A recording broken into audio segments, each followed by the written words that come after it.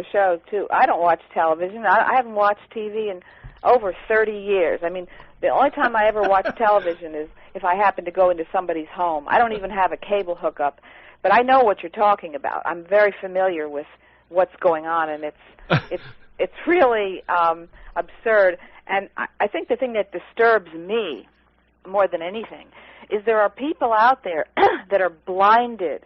Yeah, they say the same thing. Oh, I don't watch regular television, or I don't believe anything I hear from the mainstream media. But they believe anything and everything they read on the Internet. You know, they think, oh, the alternative media is great. They have to be telling the truth. We're getting the truth here. And nothing could be further from the truth, because there's a very small percentage of, quote, truth that you will ever find on the Internet. It's like anything else. One of the things you said, and I think it's undeniable, and my former partner Harry and I talked about this, and he really was the sobering one of the two of us, because, you know, I was a fresh puppy dog and believe in everything that I heard. All somebody had to say was they were a Christian, and I was right there.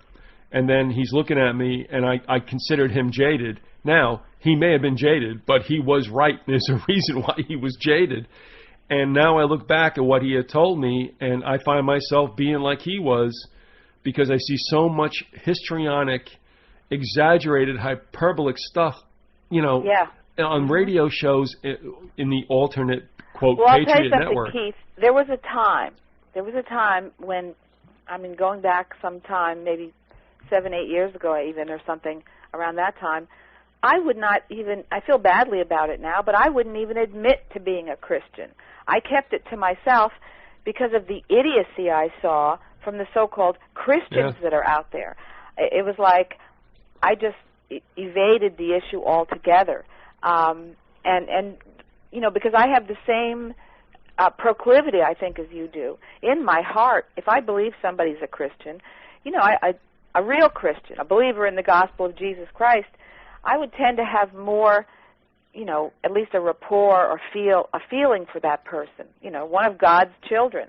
But when you see what's out there and the liars that are out there and promoting, oh, I'm a Christian, I'm a warrior, a great warrior for Jesus Christ, you know, and these people are just idiots. I mean, there's no other way to describe them, you know. No, I mean, they're brainwashed as well, and that's been the sad show about all of this. Yeah. And that was a realization. But I'll tell you what, I mean, discernment's not hard to come by. And if people would just cut off this need to be followers of certain individuals. Look, there are a lot of people I liked that I, you know, would have loved to have been able to sit down and have a conversation with or have a friendship with that turned out to be bogus. Yeah. And that stunk. But the thing is, my desire to like them cannot be primary to the fact that they're really snoids. And that's the way it is. Well, they're doing damage, Keith. Yes. And you see, I can tell you this, that I had, in the past, I've had a number of friends that I'm no longer friends with. And I did consider them at the time friends. And when I realized, each one of these people, when I realized that the truth wasn't the primary thing for these people, or defending liberty, or being a messenger of truth, that wasn't important to them. The bottom line of importance was that they maintain their own ego aggrandizement, or they make money. That's right.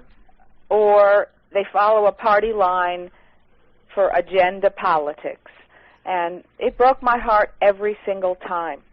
But I had to walk away because there's no way I'm going to stand there and be a part of lies and you know, something that is not focused where it should be, which any patriot or any person who values truth, that's what it should be about.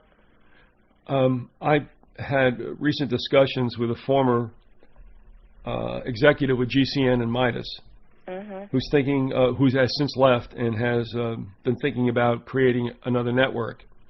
And we've been going back and forth, and we were wondering what was necessarily the draw on Coast to Coast. Now, given the fact that they're on blowtorch stations, across the country, which you cannot deny has great, great power, especially for those advertisers who want people to buy their crap.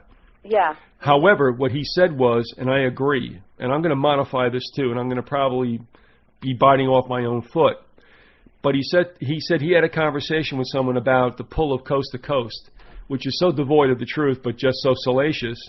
And the individual said, you got a lot of bored people out there who just want to know that there might be a possibility of fantasy, their imaginations, whatever, being real. And Coast to Coast plays to that, but that isn't the truth. Yeah, no, it isn't. And let me break in here, Keith, and say something. And Coast to Coast is the controlled opposition. Yes, There's no doubt about it Yep. in my mind. Agreed. I've known about this for many years. I know how these people operate. In other words, they take something sensationalistic and maybe they add the paranormal into the mix, you know? And the paranormal stuff is real. The government, and I was involved in it myself, the government has a lot of black programs that involve the paranormal.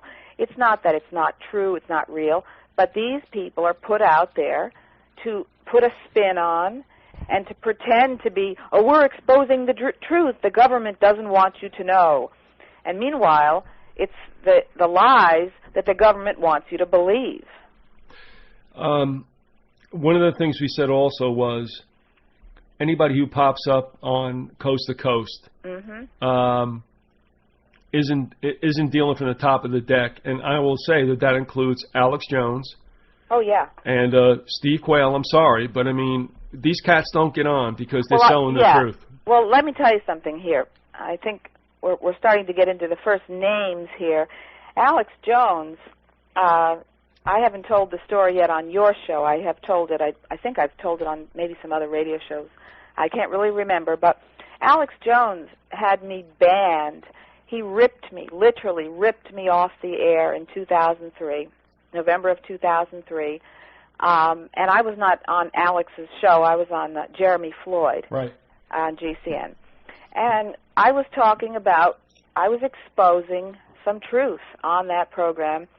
And the truth I was exposing had to do with ex-FBI agent Ted Gunderson. And, you know, a lot of the things that he was involved in, really bad stuff, you know, black operations, CIA stuff. And I had firsthand information about some of this stuff, and I had investigated it myself. And, you know, because I used to work with Ted Gunderson for 3 years, between 1997 and 2000. I actually, you know, worked with Ted. I traveled with him on a lecture circuit. I worked cases with him. And I found out after about 3 years that he wasn't what he was said to be. Yeah, he was something else altogether. And Ted broke my heart. You know, I've told Ted that personally. You broke my heart because I loved Ted. You know, I loved him. I thought he was like a father to me. You know, that's how I saw him. And when I found out some of the stuff that was really going on, being who I am, I told him, this is the end of the road, Ted. In other words, in good conscience, I can't continue this association of friendship with you. And anyway, it took me a few years. It was like in 2000 when I broke off my association with Ted Gunderson.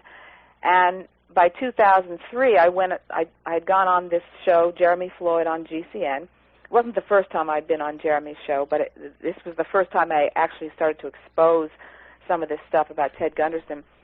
And also one of his associates, John DeCamp. And I don't want to go into the details on this program. I will name them, but not about what I was speaking about on the program. But anyway, what happened is that Alex Jones called Jeremy during the broadcast and basically told him, get Barbara Hartwell off the air. She's got to go. You got to get her off the air. And Jeremy basically ignored Alex Jones and just continued with the interview. And so finally, Alex literally pulled the plug. Alex Jones pulled the plug, and then he threatened Jeremy Floyd that he was never to have any dealings, never speak to Barbara